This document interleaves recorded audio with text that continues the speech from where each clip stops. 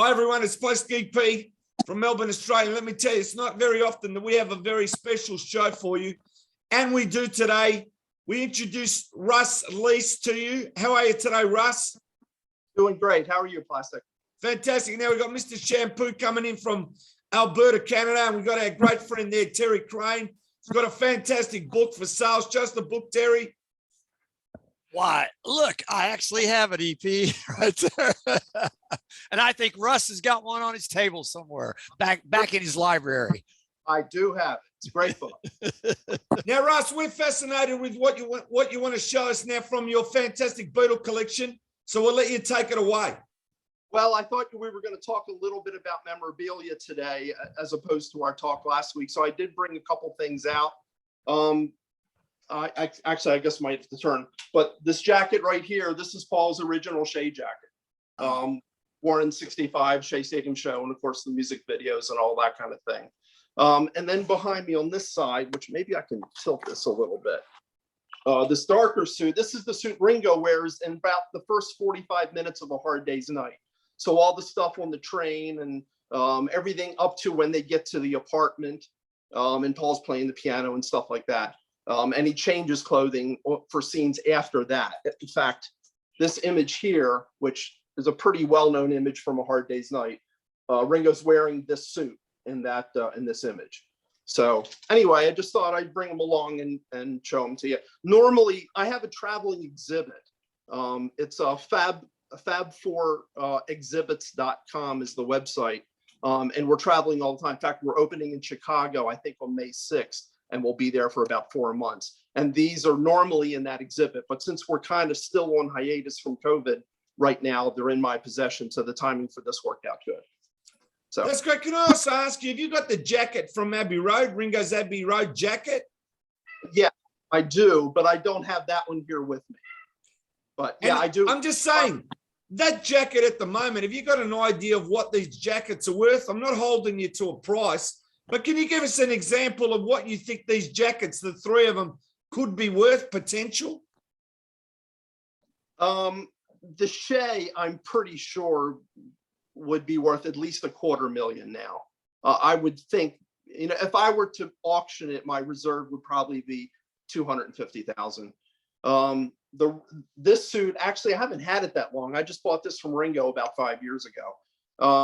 Probably maybe 100,000 because it was in, but actually the dark suit, what even tops the fact that he wore it in A Hard Day's Night is this is the suit he's wearing on the cover of the Beatles For Sale.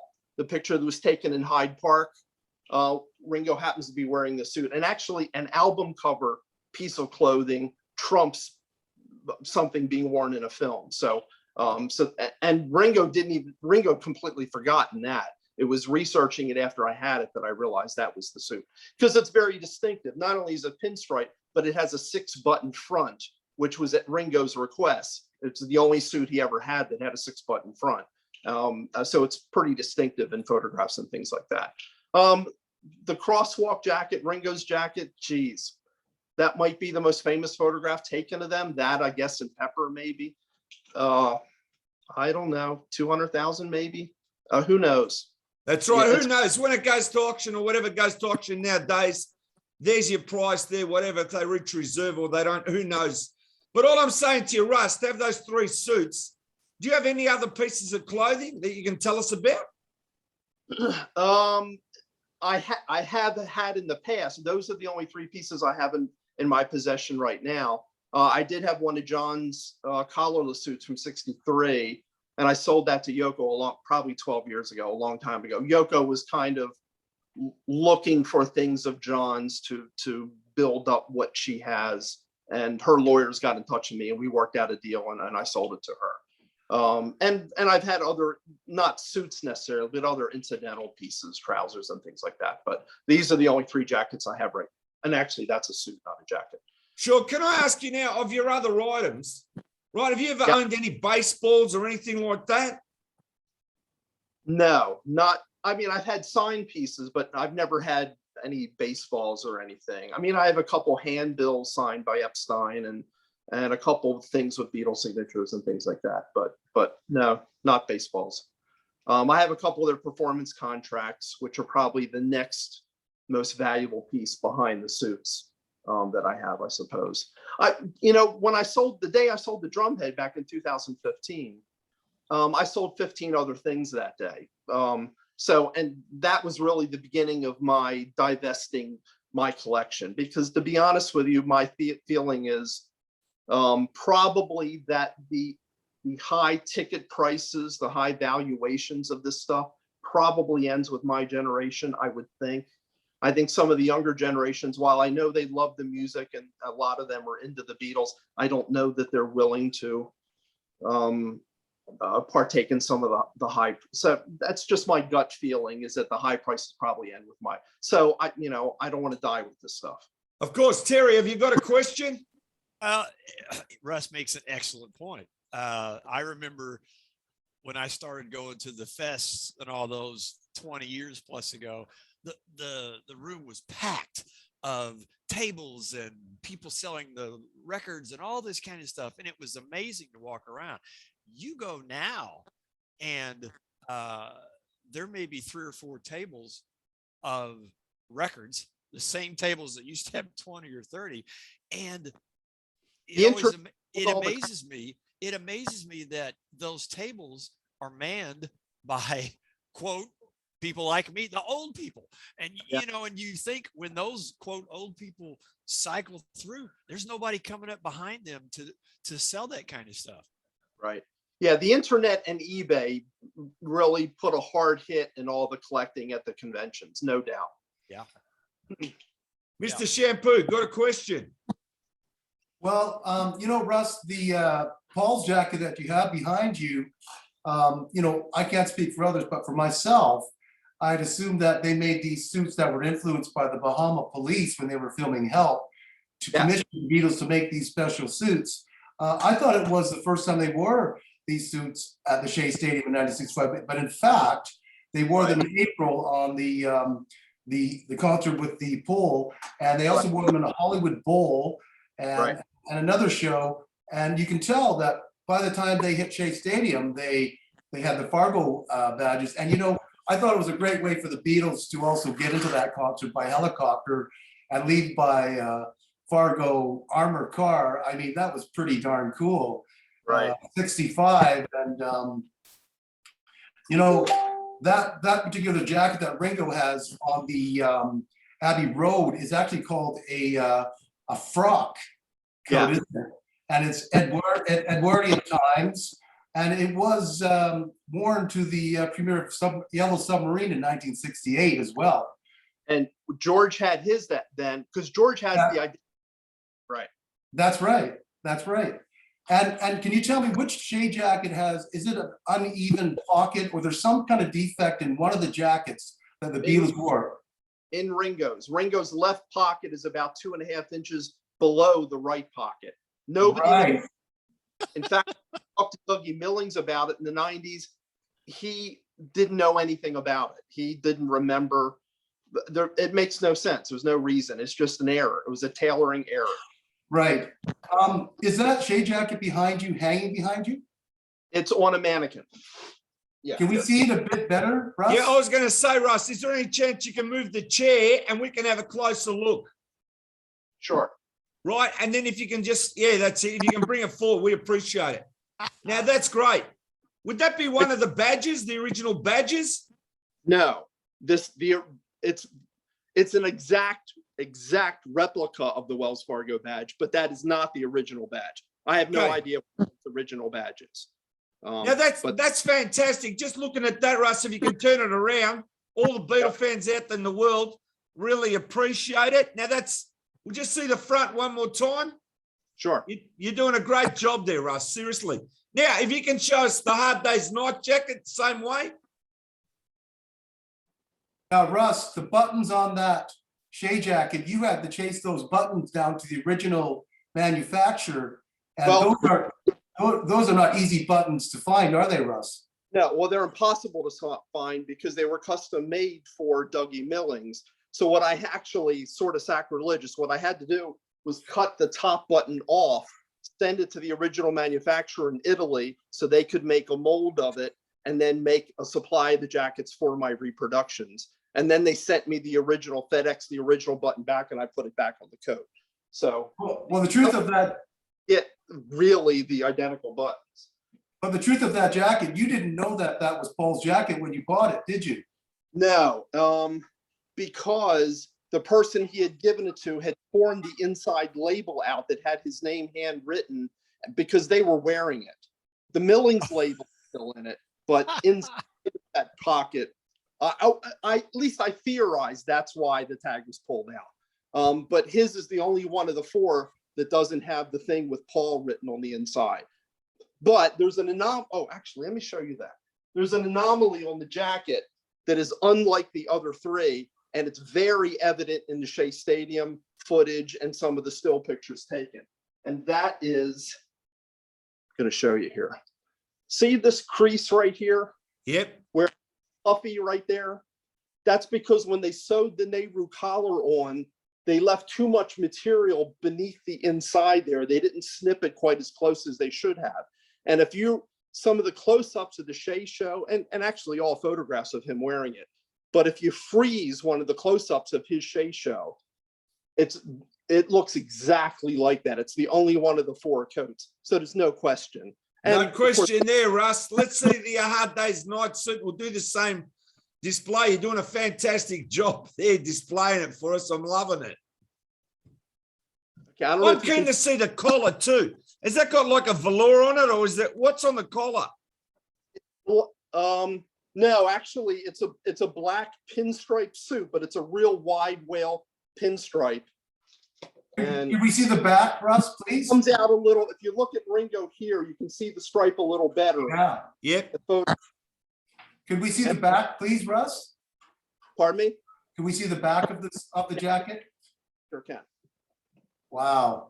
The double. Now I'll tell you double- something. When this show finishes, I'm going straight to see the Beatles For Sale album. Yeah. Now you don't see much of the suit there, but you see enough that I can identify it. Of course. What else? Let me. And of course it comes with the trousers too. There Wow. you go. What size is his trousers? 28 inseam, by the way. And what about his So- jacket? What size is his jacket? 28. His jacket was a 36. I'm glad you 36. know. Now, what's Paul's jacket? What size? Okay, now again, these were custom made, so there's no size written in it. But if you take a tape measure to it, Paul's jacket is a 39 regular, his Shea. Okay. That John's helps was a- people that know about measurements. We may as well ask you that because you're in the biz. That's great. Yeah, no problem. Is that good enough? Is that cool? Oh, that's fantastic. Take a seat. That was fantastic, Russ. So, Russ, were there patterns made of that Shea jacket for your company, for the clothing line, for the tribute bands and whoever wanted to buy this jacket? Yes, and what I had to do was hire an Italian master tailor because in order to make a perfect pattern from the Shea, most people that want to make a pattern from an existing garment want to take the garment apart. And obviously, I was not going to allow that. But I hired a guy who was in his early 80s, but he's the one, unfortunately, that has passed away now. But he's a master tailor. The guy was amazing. He made a perfect pattern just from having possession of the jacket itself and being able to measure it. So yeah, I do have the patterns. But they were influenced by the Bahama Police when they were filming Help to do that jacket, because I've seen their uniforms and the material looks very, very similar. Well, not only the Bahama, but the Bahama Police had a special security unit that was assigned to the Beatles. The Bahama Police actually wore similar coats, but they were white with belts and everything on them. That's right. But their security contingent actually had khaki jackets almost identical to this, except that they weren't as heavy and they weren't wool, because you're in the Bahamas, it's a lot warmer. So it was a lighter material. And there's pictures of Paul on the beach wearing his security guard's jacket, and it's almost identical. And of course, he took that idea back to Dougie Millings in England when they got back in February. And that was how the Shea Stadium jacket was born, right? And interestingly, of course, it wasn't a Shea Stadium jacket to the Beatles. It was their military jackets. Right. That's referred to them. That's how Sotheby's refers to them, as the military jackets. It's only a Shea jacket, basically started in this country, and now worldwide it's known as the Shea. But that's only been in the last 20 or 30 years. Well, Now do you that's know when amazing. that Now, started? Terry, have you got another question you want to ask Russ? Well, I had a general question because I've seen Russ's collection over the years many times in different places. Russ, if you could name like about the top 5 things you love to have, the stuff that you've loved that's gone through that we've been able to see in your collection over the year, what do you think's the top ones that you've had? Things that I have had. Yes.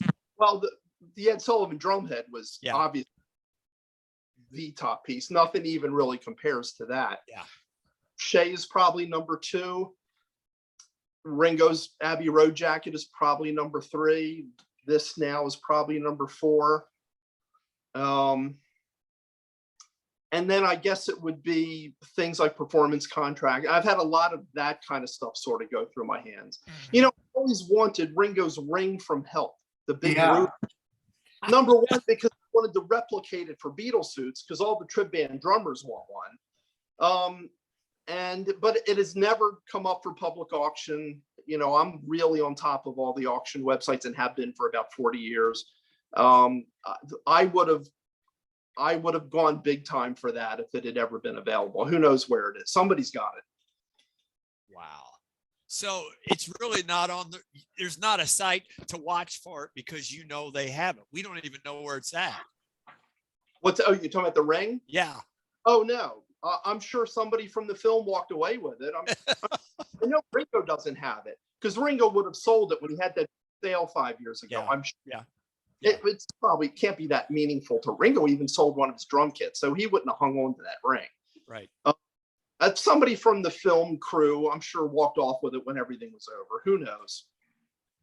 I mean, isn't it amazing that the Beatles themselves have got some collectibles like Ringo had number 1, was it White Album, and he put it in a safe. Well, they all 4 had number 1s. There was more than one number 1. All 4 of them had number 1, and probably Neil did too. Who knows? But yeah, that sold for it was over $100,000, I think. Yeah, when it sold. This Russ, is an amazing interview, and I just want to say, in your years of collecting, Russ, for people that are out there collecting, I'm just saying, would you have bought most of your stuff from auction sites? Yeah, probably more from auction sites than private buys. I mean, I have bought some stuff privately as well. But yeah, probably most of it auctions, Christie's, Sotheby's, Bonhams. Yeah. Right. Anyone got any other questions for us? Well, I just hope, Russ, I hope someday when Sean Lennon, not Sean, when Julian auctioned off that one jacket with the NFTs and all that, I tried to ask my son to explain NFTs to me, and I got a kind of a weird answer like that. So I hope if you ever sell those jackets, I don't have to buy the thing out on the blockchain, but I don't get the jacket to hang in my closet. You know, I don't really get the NFTs either. Who would really want? I mean, and they're paying thousands of dollars for it. I don't. I thought, and I probably will sell the jackets within the next few years, but I might offer an NFT now. Why not? I mean, I'll offer that this year and sell the jacket next year. Exactly. Yeah, I just want to say the NFTs are non-fungible tokens. I know all about it, right? And I don't want to get too much into it.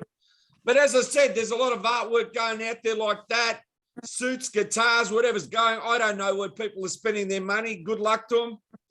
Right. Me, I like the old collectibles, you know, the ones you can hold in your hand. That's just Exactly. Russ, I have a question for you.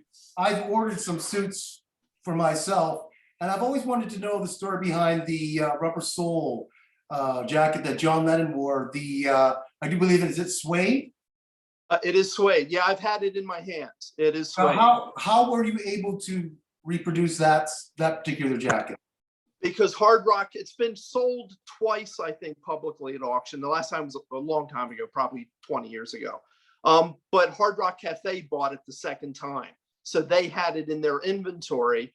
And it was in Europe somewhere in one of their cafes. And because I would bug them periodically, because I always wanted to make it, but I was afraid to make it from photographs. because inevitably you make something from photograph, you get something wrong. And then at some point, because they rotate their inventory around like every few years or something. Anyway, it ended up coming back to their Miami warehouse. It was going to be there for about 2 weeks, and then it was going out to a Hard Rock Cafe in Maui. So I got a call finally from them telling me, hey, it's going to be here for about 2 weeks. And I was on a plane the next day, flew down, and they let me photograph it and measure it and take all the specs. I photographed every square inch of it. And then we made the pattern from that. So my rubber sole jackets were pretty exact as well, directly from the original, but Hard Rock still has it. And it's in a cafe now. I forget where it is, but somebody wrote to me a couple months ago and said that they saw it in some cafe somewhere. So. Yeah, well, if you go to the Hard Rock Cafe in Hawaii, they've got a picture of John and George up on the wall. Well, you know, the Hard Rocks have a lot of fake stuff too. Not everything is real in a Hard Rock. And I hate to say that, but it is the truth. But they also have the largest rock and roll collection on the planet too. So I got to tell you something, Russ. I'm not big time like you, but I do collect Hard Rock T-shirts from around the world. I've been collecting it for years. The one with the circle logo, Hard Rock, and then you see the picture on the back, and it says either San Francisco, and you see Hyatt Street, or the one from Athens, and you got like a Greek design, or the one from Rome. My cupboard is full of Hard Rock T-shirts from around the world, and I've been fortunate enough that relatives have gone overseas and bought me what I wanted, and I've had a look at the design on the back and said, yep, that's the only T-shirt I want from the Hard Rock Cafe. Now, before we go, Russ, I want you to tell everybody all your links, please, so they can find out what's happening with the clothing line, whatever you got, and whatever you want to tell everyone about, please do. Sure. Well, I appreciate that. Thanks, Plastic. My main website is beetlesuits.com. You can reach me at russ@beetlesuits.com, but I'm very shortly, probably within the next month, going to have a second website because the whole drumhead thing, I've been doing these drumheads for Ringo and it's sort of exploded. So I'm creating a new website that'll just be the drumheads. And that'll be beetledrumheads.com. It's up, but I'm still under construction, and that'll be functioning, within the next few weeks. Well, Russ, we want to thank you for being on the show. Terry Crain, we want to thank you for being on the show. Mr. Shampoo, as always. We thank you for being on the show. Keep watching Plastic EP live TV, the Plastic EP and Mr. Shampoo show, the Super Beatles Collector show that I do with Terry. Got so many big collectors on there. We have a ball, whatever we do out there. And I just want to say, everyone stay safe. Everyone enjoy 2022 as best we can. And just want to know, everyone out there, we're here to entertain you for the love of music, for the love of the clothing, for the love of the Beatles. We just want to make pop culture what it is. And that's why Plastic EP is here. Let me tell you, this is 671 shows done in 23 months. I'm not stopping. When I get the 700 show, we'll be doing a big roast. And I just want to thank everybody in the world, the Beatle community out there, right? Everybody out there is great, monkey community and the music community. I thank you for my success because it wouldn't be happening if it wasn't for the public out there. And every day I get so many big people want to be on my show, and I greatly appreciate everyone's support in these last coming up to 2 years now. And I sincerely thank you. And I thank you again, Russ, because you are a VIP guest, and it's always a pleasure to have you on our show. Thank you. I just want to say one more thing to Russ. Russ, I can speak for all the tribute bands in the world. We thank you for what you've done for us. We're going to miss your great clothes and your talent and your passion to produce these suits, because if you didn't, we wouldn't look good. That's okay. But we're doing drum heads now. So there you go. Wow. I can't wait to wear that. This one was ordered by Peter Jackson. I'm not quite finished with it yet, but it'll be going out in a few days. Oh, man. That's great. That's fantastic. Thank you for showing us that, Russ. And if you're watching Peter Jackson out there, Plastic EP wants to interview for 25 minutes. Please get in touch with me because, as I said, I've interviewed everyone. Michael Lindsay Hogg, Ethan Russell, Glenn Johns, you name it. Whoever was on that rooftop, I've gone through most of them. So it'll be a pleasure to have you on the show. Thanks again, everybody, and keep watching. Thanks, EP. Thank you.